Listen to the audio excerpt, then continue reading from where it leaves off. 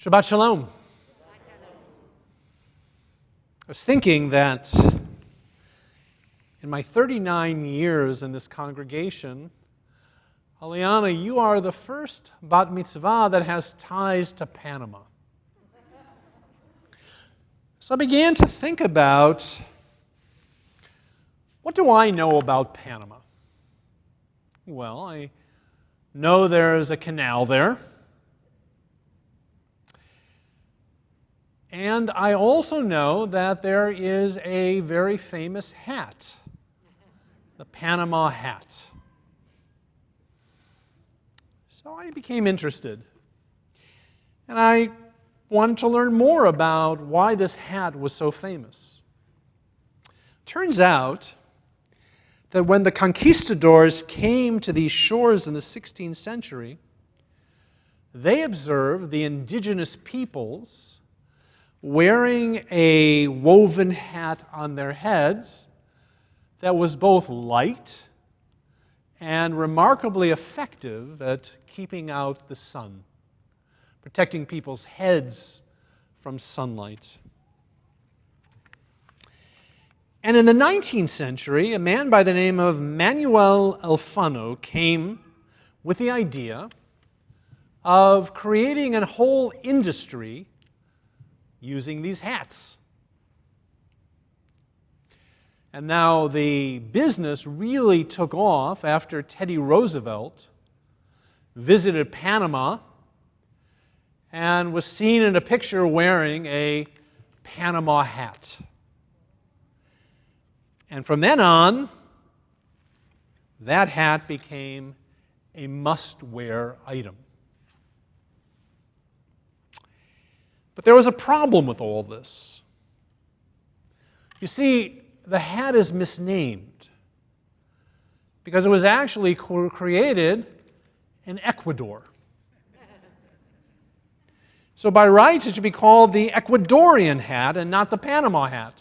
And the reason it was called the Panama hat was because they were shipped from Panama.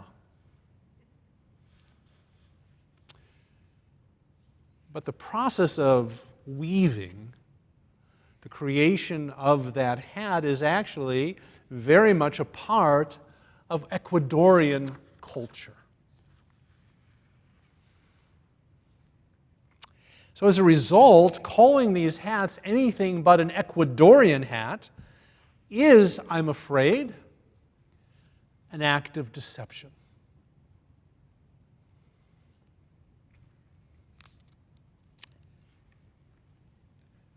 But this isn't the first case when an item of clothing was seen as deceptive. In fact, the deceptive nature of clothing goes all the way back to the Bible itself. Consider the first reference to clothing in the Torah. After Adam and Eve ate the forbidden fruit of the garden, the book of Genesis continues this way. Then the eyes of both of them, Adam and Eve, were opened, and they perceived that they were naked. And they sewed together fig leaves and made themselves loincloths. And when God called to Adam, Adam hid, because Adam knew that he had done wrong. But his clothing represented that act of deception. Well, if that's not enough for you, consider Jacob, who put on his brother Esau's clothing to steal the blessing of the firstborn from his blind father. The Torah describes how when Jacob came into his father wearing his brother's clothing, Jacob feeling the clothing to see if it was really Esau, and then smelling them because Esau was a hunter, and so his clothing smelled like the field. All in an attempt to deceive his father. There are many other examples of how clothing was used to deceive, but perhaps the most famous example is that many-colored tunic of Joseph. How Joseph's brothers hated him for the favoritism that was so much a part of that many-colored coat.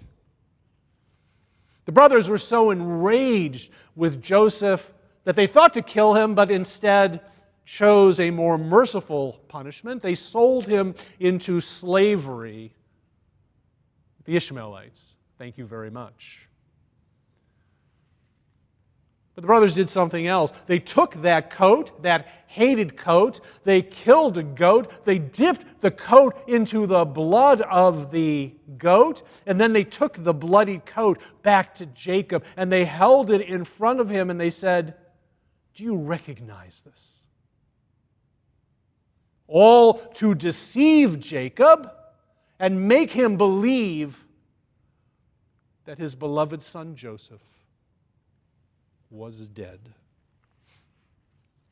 Torn apart, he believed, by wild beasts. And in that act of deception, Jacob's heart was also torn asunder. The connection between clothing and deception is so strong in the Bible and in the Jewish tradition at large that the word for clothing, beged, and the word for deception, bagad, contain the same Hebrew letters.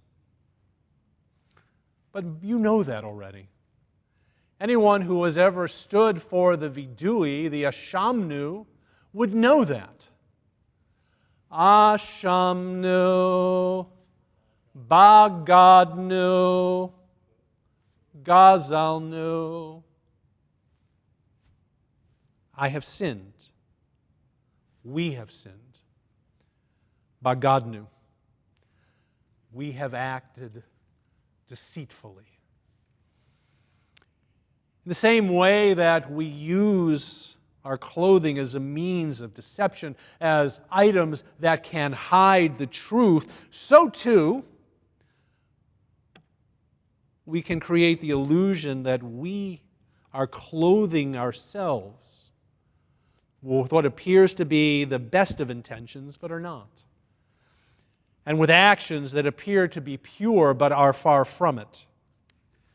The word beged and bagad are related to each other in Hebrew for a reason. So based on everything I've said, the biblical understanding of clothing was decidedly negative.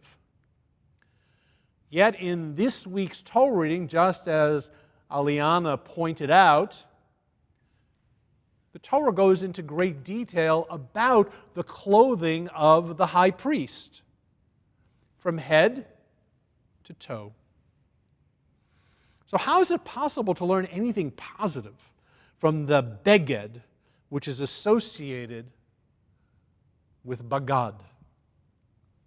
And to understand the answer, let us remember that the Kohen Gadol, the high priest, was the intermediary between God and the people of Israel. He would sacrifice on their behalf. He would pray on their behalf. Everything was bound up in the actions of the Kohen Gadol, the high priest. The people's fortunes depended on him. As the tabernacle and the Mishkan were understood as God's holy place, the responsibility placed upon the shoulders of the high priest was awesome. Any mistake on his part, any errant thought, could have disastrous consequences for him and the entire people of Israel that had entrusted him in this role.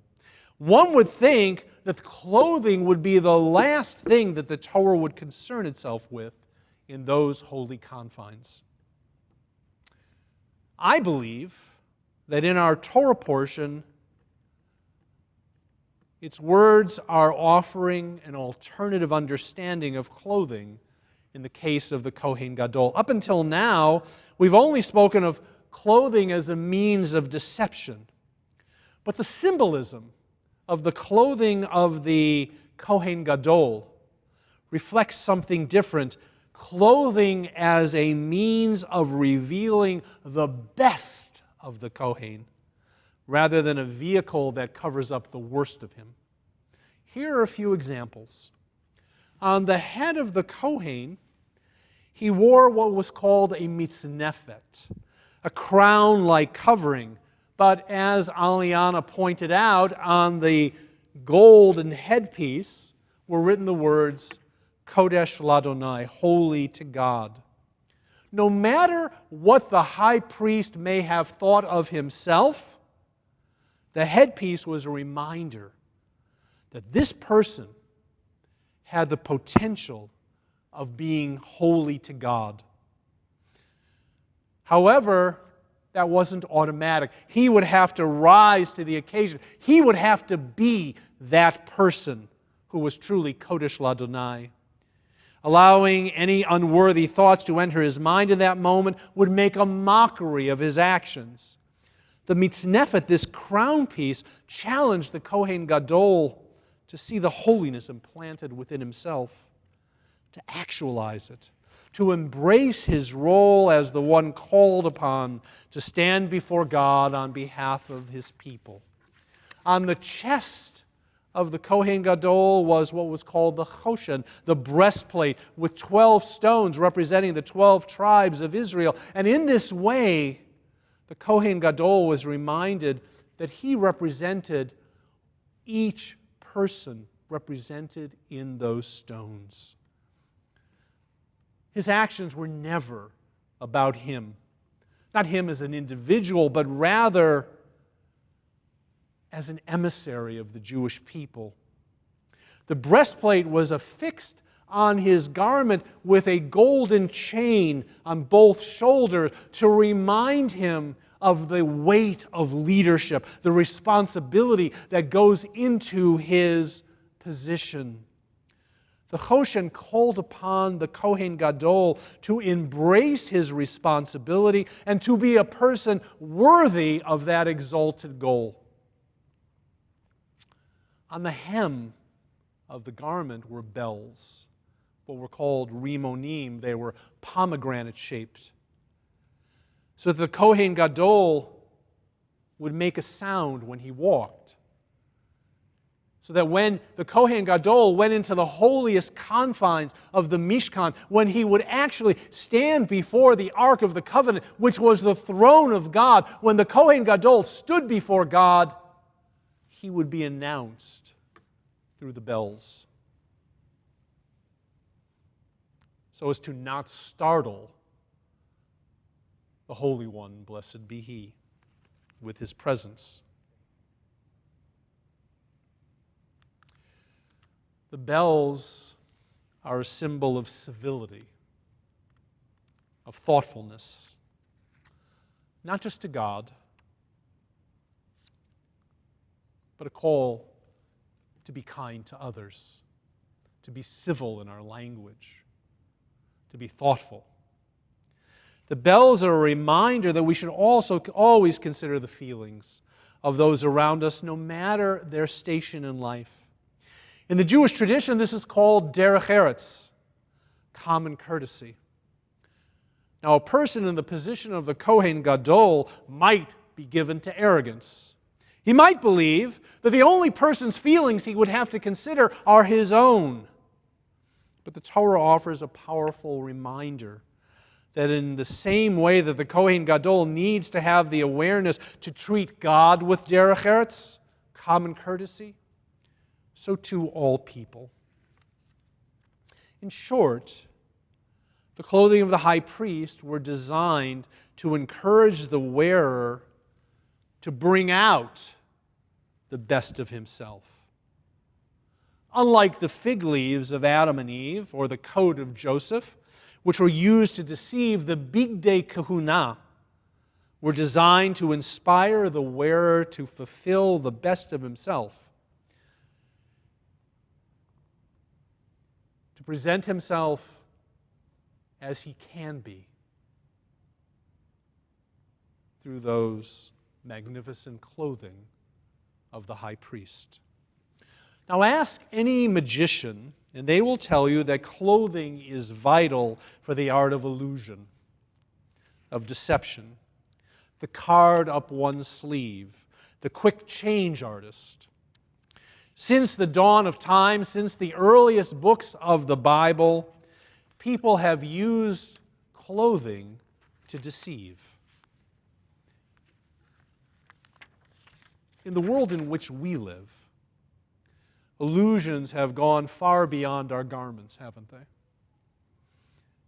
We wear technology, and we don it to deceive one another in more and more convincing ways. Filmmakers can create films that create the illusion that you or I can be seen saying or doing anything that the Creator desires. The internet is filled with scams, phishing efforts, clickbait to ensnare you into deception. The news that we read can be presented with half-truths, doctored pictures that create the illusion of truth and turn people in our country against one another. We have reached a point that in our trust in one another, has reached an all-time low. That our relationships are threatened, as is the safety and security of our nation. We are deceiving one another, cloaked in the power of technology.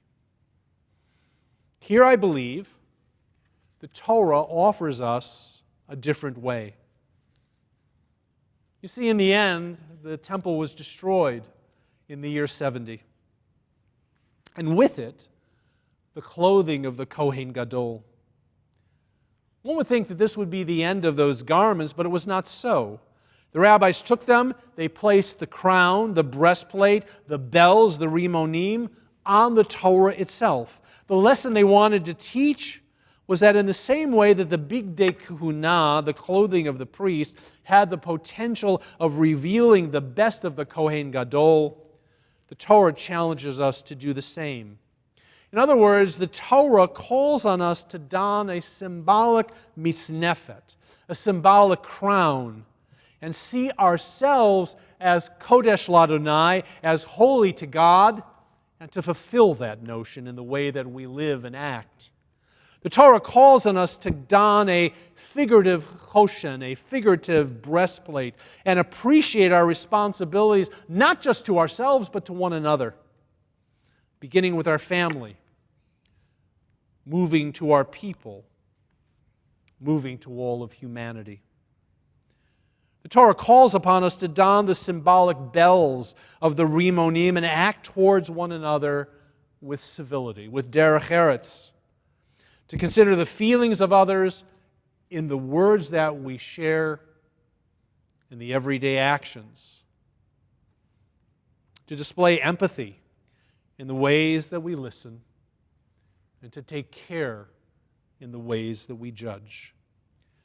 Bagad or beged? The clothing of deception or the clothing of elevation? Which will we wear? When the Kohen Gadol would look into the mirror, he would have to ask himself if his inner actions reflected the symbolism of his outer garments. When we look into the mirror, how will we answer?